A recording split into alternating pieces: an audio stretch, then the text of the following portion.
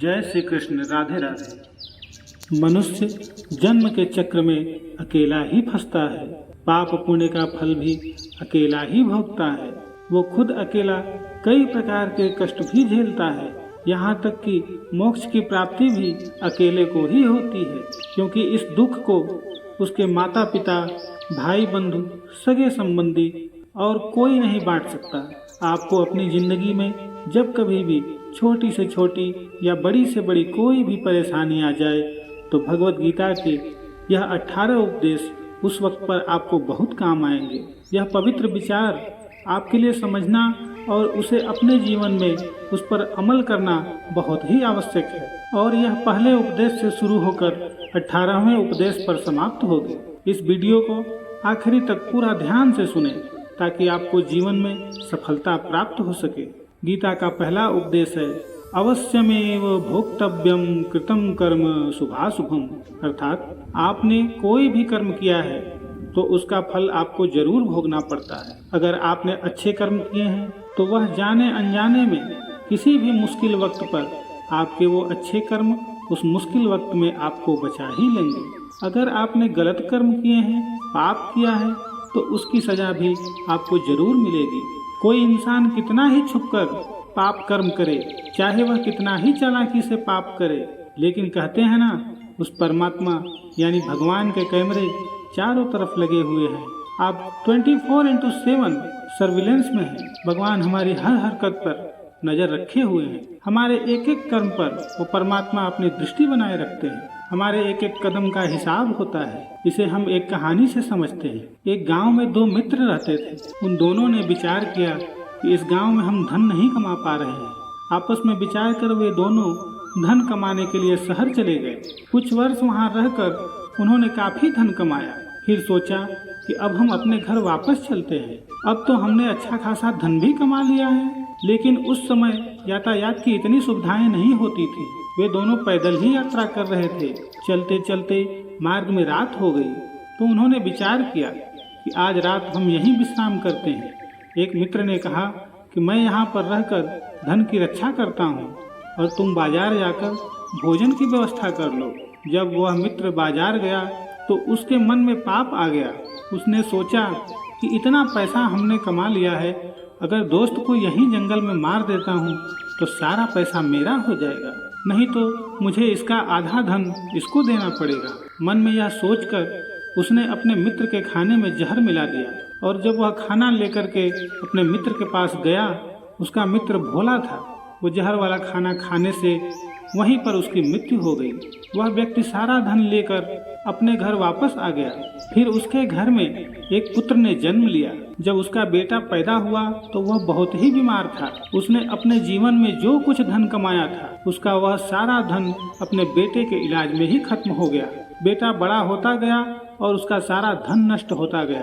जब उसका बेटा थोड़ा और बड़ा हो गया तो उसके पिता ने पूछा कि बेटा तू इतना बीमार क्यों रहता है, तू ठीक क्यों नहीं होता है? मैंने अपनी जिंदगी का सब कुछ तुझ पर लगा दिया है, फिर भी तेरी तबीयत ठीक नहीं रहती। तो उसके बेटे ने बोला, कौन सा बेटा और कौन सा पिता?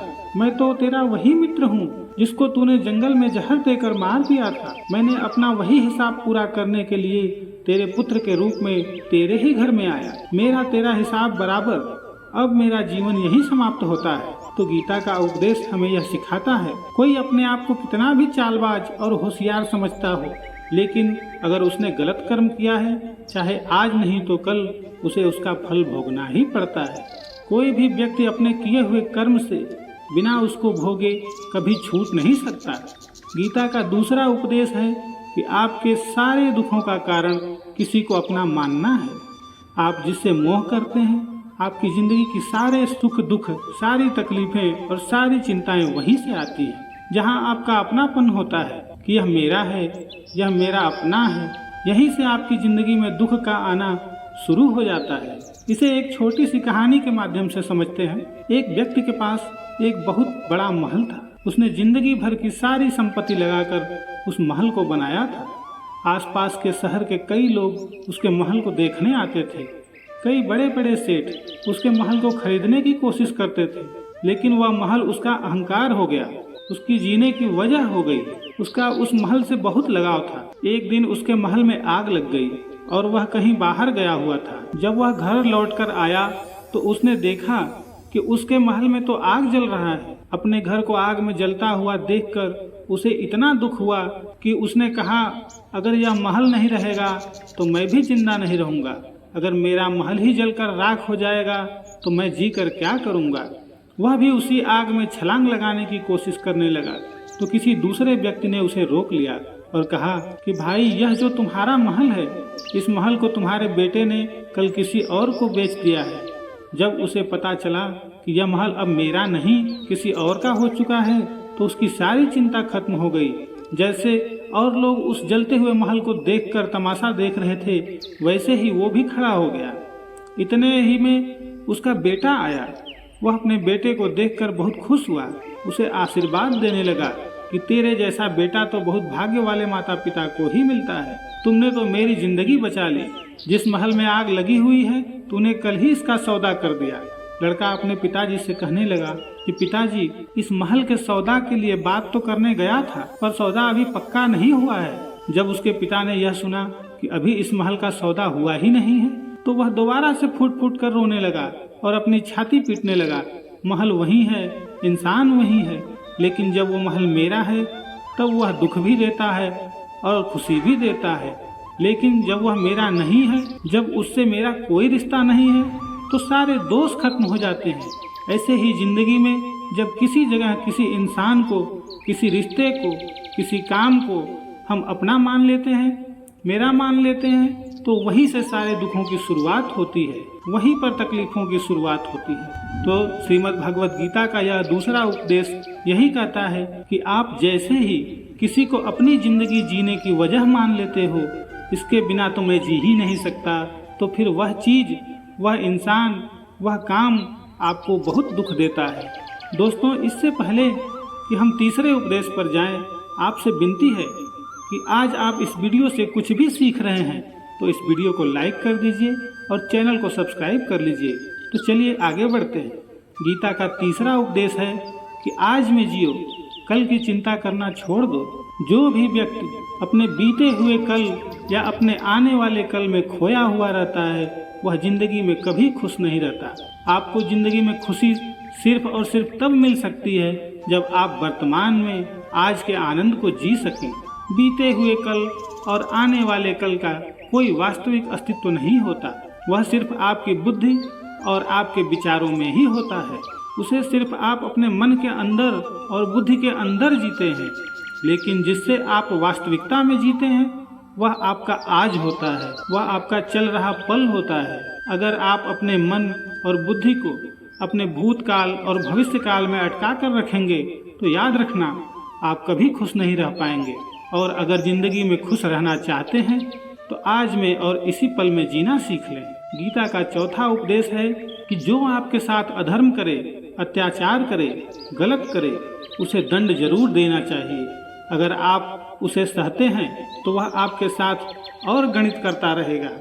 अगर आप उसे सहते हैं तो उसके पाप में आप भी भागीदार हो जाएंगे। अर्जुन श्री कृष्ण से कहने लगे कि जिनसे युद्ध मैं करने जा रहा हूँ यह सब मेरे भाई और मेरे गुरुजन हैं। मैं उनके सामने हथियार कैसे उठाऊं, इनको कैसे मारूं? तो भगवान श्री कृष्ण ने अर्जुन से कहा कि जिन्हें तुम अपना मानते हो वह सभी अधर्मी व पाप के पक्ष में खड़े हैं, और अगर तुम इनका वध नहीं करोगे, युद्ध नहीं करोगे, तो समाज में और भी पाप बढ़ जाएगा। क्योंकि जब कोई ऐसे पापियों को नहीं रोकता है तो ऐसे लोग और भी ज्यादा पाप कर्म करते हैं। ऐसे ही जब आपके साथ कोई गलत करता है, आपको चोट पहुंचाता है, दुख पहुंचाता है, और वही आप चुपचाप सहते रहते हैं, तो उससे सामने वाले का मनोबल बढ़ता है, वह आपको कमजोर समझने लगता है और आपके साथ गलत करने को वह अपना हक समझने लगता है। लेकिन जब आप उसके गलत व्यवहार को, उसके अधर्म को रोक लेते हैं, उसका विरोध करते हैं, तब वह अपनी सीमा में रहना सीख जाता है। और आज तो कलयुग चल रहा है। अगर इस जमाने में आपको खुश रहना है तो आपको अपनी रक्षा खुद ही करनी होगी। कोई आपके साथ गलत करे तो उसको कभी नहीं सहना चाहिए, बल्कि उसका सामना करना चाहिए। गीता का 5वां उपदेश है कि किसी से भी हद से ज्यादा मोह कभी नहीं करना चाहिए। जिससे भी आप सबसे ज्यादा मोह लगाओगे, देखना वह आपको अवश्य रुलाएगा। मोह की वजह से ही आप किसी के पीछे मरते रहते हैं। मोह की वजह से ही आपको कई बार अपमान भी सहना पड़ता है, और कई लोगों को मोह की वजह से ही अपना अपमान दिखता भी नहीं है कि सामने वाला शादी तक नहीं कर रहा और मैं इसके पीछे मरे जा रहा हूँ। मोह आपकी आंखों पर ऐसी पट्टी लगा देता है कि आपको सच और झूठ दिखाई ही नहीं देता। आपको इंसान का असली चेहरा भी दिखाई नहीं देता। आप जो देखते हैं, जो सुनते हैं, उसी पर यकीन करने लगते हैं, फिर चाहे आपको कितना ही दर्द मिल रहा हो। अगर आप किसी इंसान को ठीक से समझना चाहते हैं, उसकी सच्चाइयों को जानना चाहते हैं, तो उसके लिए बहुत जरूरी है कि आप उसके मोह से जल्द बाहर आ जाएं। आपका मोह आपको दुख देता है। जिस दिन मोह खत्म, उस दिन आपको किसी भी रिश्ते से कोई दुख नहीं मिल सकता, क्योंकि आपको कोई फर्क नहीं पड़ेगा। गीता का 6वां उपदेश यह है कि आप वह मत करो जो सभी करते हैं, बल्कि वह करो जो आपके लिए सही है। श्री कृष्ण ने अर्जुन से कहा कि एक जो तुम्हारा कर्तव्य है, जो तुम्हारे लिए सही है, जो तुम्हें करना चाहिए, वही करो। तुम कभी भी वह काम मत करो जो दुनिया कर रही है। क्योंकि अर्जुन श्री कृष्ण से कहने लगे कि ऐसे भयंकर युद्ध में पड़ने से अच्छा है कि मैं सन्यासी बन जाऊं। तो श्री कृष्ण ने अर्जुन से कहा कि सन्यासी बनना तुम्हारा कर्म नहीं है, धर्म नहीं है। क्षत्रिय हो तुम, और तुम्हारा कर्म और धर्म यही है कि तुम अधर्म का नाश करो, धर्म की रक्षा करो। ऐसे ही हर इंसान का एक अलग अलग कर्तव्य होता है, एक अलग ही मार्ग होता है। तो कभी भी उस मार्ग पर मत जाना जहाँ सारी भीड़ जा रही हो। कभी भी वह काम मत करो जो दुनिया करती है। आजकल का यह ट्रेंड हो गया है, यह फैशन हो गया है। सब करते हैं, इसीलिए हम भी कर रहे हैं। सारी भीड़ यही काम कर रही है, इसलिए हम भी कर रहे हैं। अगर आप वो करोगे जो भीड़ कर रही है, तो आप भी उसी भीड़ में कहीं खो जाओगे। लेकिन वही अगर आप वह करोगे जो आपके लिए सही है, जो आपकी प्रतिभा है, तो दुनिया की सारी भीड़ में भी आप सबसे अलग नजर आओगे। गीता का 7वां उपदेश है कि जिंदगी में धोखा अपने ही देते हैं, क्योंकि उनको आपकी कमजोरियों का पूरा पता होता है। बाहर वाला आपको धोखा नहीं दे सकता, क्योंकि उसको आपके बारे में कुछ पता नहीं है कि आपको चोट कहाँ पहुँचानी है। लेकिन जो आपका अपना है, आपके साथ है, उसे बहुत गहराई से पता होता है कि इसकी कमजोरी क्या है। ऐसा क्या करें जिससे इसको दर्द पहुंचाया जा सके, जिससे इसको हम नीचा दिखा सकते हैं, इसको चोट पहुंचा सकते हैं। यह कलयुग है, इसमें बाहर वालों से नहीं, जो हमारे अपने हैं ना, उनसे ही सावधान रहना होता है। महाभारत का युद्ध 2 अलग अलग राज्यों में नहीं हुआ था, बल्कि एक ही परिवार के भाइयों में हुआ था। सभी आपस में एक ही घर के लोग थे। न जाने कितनी बार दुर्योधन ने जहर देकर भीम को मारना चाहा, न जाने कितनी बार दुर्योधन ने पांडवों को जान से मारने की कोशिश की। वह उसका कोई पराया नहीं था, बल्कि उनका भाई था। सारी लड़ाइयाँ घर के अंदर ही होती हैं, बाहर कौन लड़ेगा हमसे? घर में ही सारे झगड़े होते हैं। आपको चोट भी सिर्फ वही लोग पहुंचा सकते हैं जो आपके अपने हैं। आपको धोखा भी सिर्फ वही लोग दे सकते हैं जो आपके अपने हैं। गीता का 8वां उपदेश है, जो इंसान अपनी रक्षा खुद नहीं कर सकता, उसकी रक्षा भगवान भी नहीं कर सकते। श्री कृष्ण जी अर्जुन से कहते हैं कि तस्मात् सर्वेषु कालेषु माम नुस्मर युद्ध च। हे अर्जुन, तुम हर काल में मेरा स्मरण करते रहना और युद्ध भी करते रहना। तो अर्जुन ने श्री कृष्ण से पूछा कि यह युद्ध तो कुछ ही दिनों में समाप्त हो जाएगा, लेकिन आप कह रहे हैं कि तुम हमेशा मेरा स्मरण करते रहना और युद्ध करते रहना। हमेशा युद्ध करने का क्या मतलब है? तो श्री कृष्ण ने अर्जुन से कहा कि यह जिंदगी ही रणभूमि है।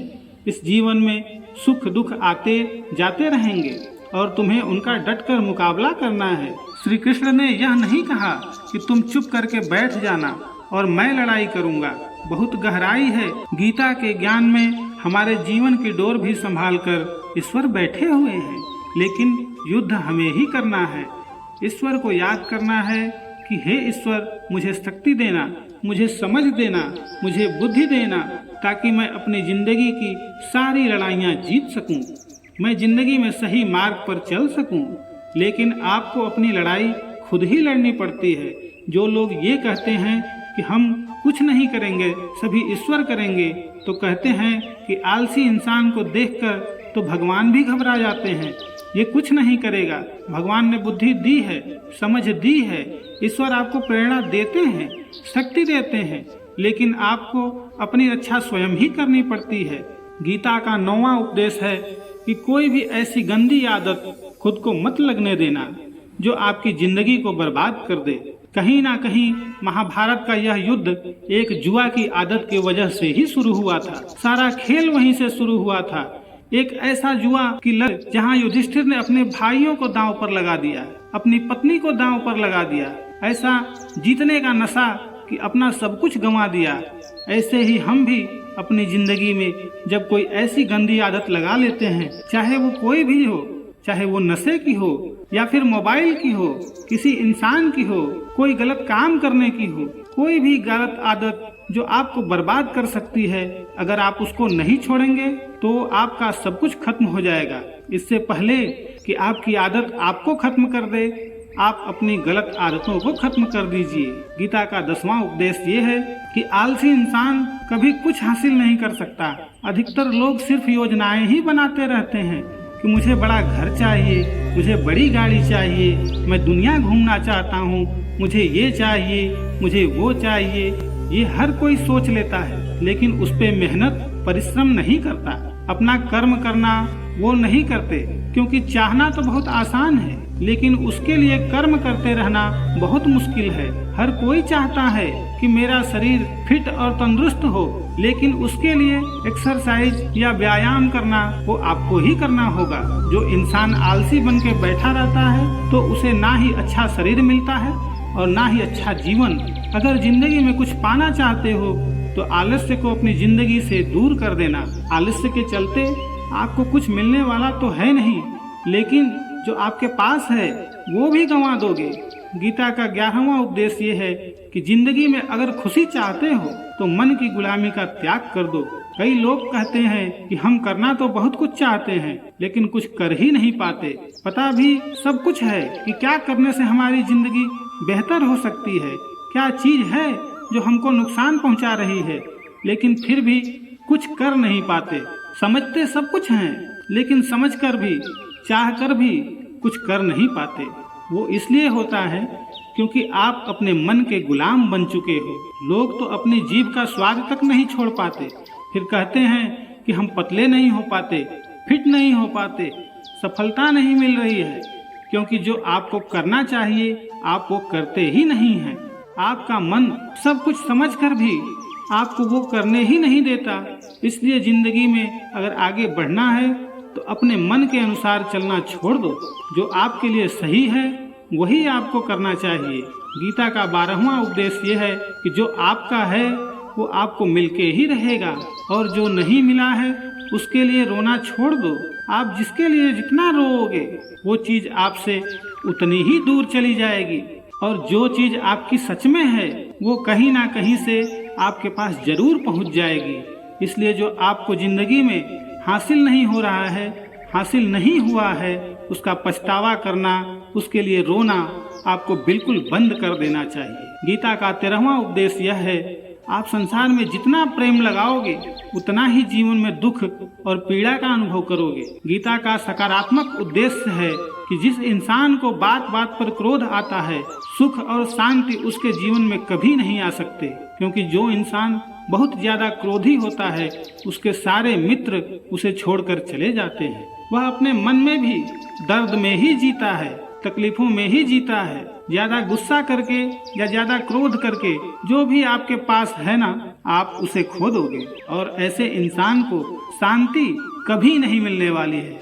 इसलिए अपनी जिंदगी में शांति अगर चाहते हो तो बात बात पर गुस्सा करना छोड़ देना चाहिए। गीता का 14वां उपदेश ये है कि चाहे आप किसी की मदद करें या ना करें, लेकिन जानबूझकर कभी किसी का दिल नहीं दुखाना चाहिए, क्योंकि जब आपकी वजह से किसी का दिल दुखता है ना, तो याद रखना आपको भी वही दर्द एक दिन जरूर मिलेगा। लेकिन जब आप किसी का दिल दुखाते हैं तो आपको भले ना पता चलता हो, लेकिन जब कोई भी आपका दिल दुखाता है तब आपको समझ में आ जाता है कि दिल पर चोट लगने की वजह से कितना दर्द होता है। इसमें चाहे आप किसी की मदद करो या न करो, लेकिन किसी का दिल कभी भी नहीं दुखाना चाहिए। गीता का 15वां उपदेश ये है कि जो मुश्किल वक्त में, जो दुख के समय में आपका साथ दे, सिर्फ वही आपका अपना है। बाकी सब अपनेपन का नाटक करने वाले लोग होते हैं। बड़ी बड़ी बातें करने वाले बहुत से लोग होते हैं कि हम आपसे बहुत प्रेम करते हैं, कोई भी दुख हो, कोई भी तकलीफ हो, हमें याद कर लेना। लोग दुख उठाने की बात करते हैं, लोग आने जाने की बात करते हैं, हाथ मिलाना तो ठीक से नहीं जानते और दिल मिलाने की बात करते हैं। जब सच में आपकी जिंदगी में तकलीफ आएगी ना, तब आपको समझ में आ जाएगा कि आपका साथ देने के लिए कौन खड़ा है और कौन भाग गया। क्योंकि उस समय पे सारे लोग भाग जाते हैं, क्योंकि लोगों को पता होता है कि ये व्यक्ति हमारे पास आया तो हमसे मदद ही मांगेगा और वो हमें कुछ दे नहीं पाएगा। लोग आपसे सिर्फ तभी तक रिश्ता रखते हैं जब आप उन्हें कुछ दे सकते हैं और आपसे उन्हें कुछ फायदा हो सकता है। लेकिन जब लोगों को ये पता चल जाता है, ये समझ में आ जाता है कि उनको आपसे कोई फायदा नहीं होने वाला, बल्कि उनको तो आपकी मदद करनी पड़ेगी, तो वो आपको दूर से ही देखकर भाग जाते हैं। इसलिए जो आपके मुश्किल वक्त में आपके साथ खड़ा हो, सिर्फ वही आपका अपना होता है। बाकी इस दुनिया में सब पराये होते हैं, क्योंकि सिर्फ अपना कह देने से कोई अपना नहीं हो जाता। गीता का 16वां उपदेश है कि जो भी होता है अच्छे के लिए होता है, और जो हो रहा है वो भी अच्छे के लिए ही हो रहा है, और जो आने वाले भविष्य में होगा वो भी अच्छे के लिए ही होगा। वैसे ये बहुत गहरी बात है। कुछ चीजें जिंदगी में ऐसी होती हैं जो हमें लगता है कि मेरे साथ ही ऐसा क्यों हुआ, मेरे साथ ही होना था ये सब। इसलिए जब वो वक्त गुजर जाता है, एक दिन हमको समझ आ जाता है कि अगर हमारे साथ ये सब नहीं होता तो आज हम इस मुकाम पर नहीं होते। अगर मेरे साथ ये सब नहीं होता तो शायद हमारी जिंदगी और भी बर्बाद हो सकती थी। इसलिए अगर हमें यह समझ में आ जाए कि जिंदगी में जो कुछ हो रहा है वो सब अच्छे के लिए ही हो रहा है, तो जीवन में हमेशा खुश रहेंगे। गीता का 17वां उपदेश है कि हर काम को समझदारी से करना ही योग होता है। कई लोग काम तो करते हैं लेकिन उन्हें हासिल कुछ नहीं होता। बहुत से लोग कहते हैं कि हम तो मेहनत बहुत करते हैं, तब भी जिंदगी में सफलता हासिल नहीं हो रही है। लेकिन सच्चाई यह है कि बहुत कुछ करने से, बहुत मेहनत करने से आपको सफलता नहीं मिलेगी, लेकिन सही तरीके से, सही समझ के साथ कम करने से आपको जिंदगी में सफलता अवश्य मिलेगी। कर्मण्येवाधिकारस्ते माँ फलेषु कदाचन माँ कर्म फल हेतु भूर्मा ते संगो अस्त्व कर्मणि। अर्थात कर्म पर ही तुम्हारा अधिकार है, कर्म के फलों में कभी नहीं। इसलिए कर्म को फल के लिए मत करो।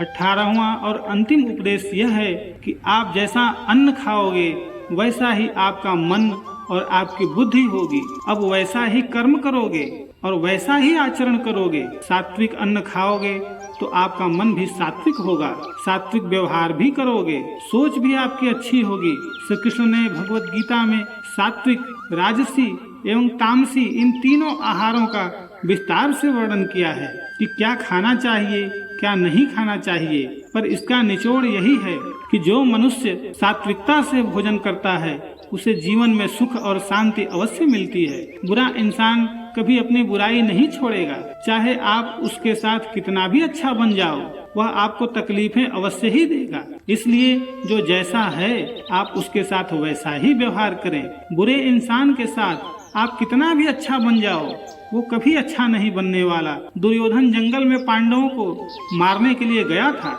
लेकिन वहाँ पर भी लोगों ने दुर्योधन को पकड़ लिया। उसका मित्र कर्ण भी उसे छोड़कर भाग गया।